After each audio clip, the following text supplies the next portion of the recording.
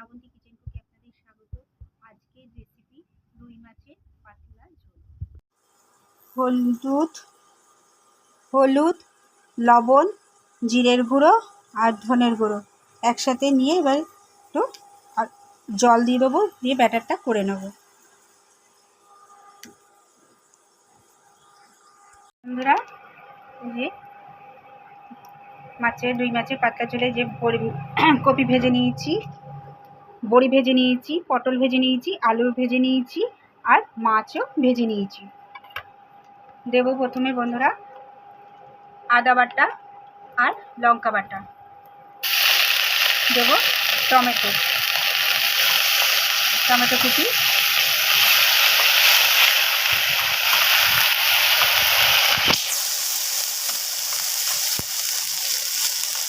এর মধ্যে বন্ধুরা জিরে গুঁড়ো, ধনের গুঁড়ো, হলুদ, লবণ মিশিয়ে ব্যাটারটা করে নিয়েছি।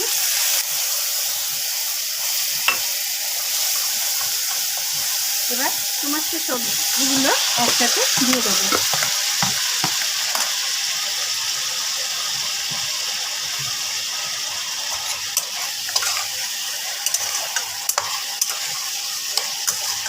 একটু কষিয়ে নিয়ে জল দিয়ে দেবো।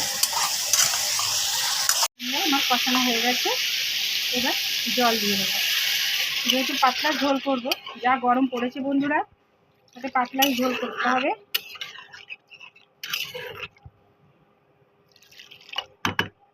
এবার ভাজা মাছগুলো দিয়ে দেবো।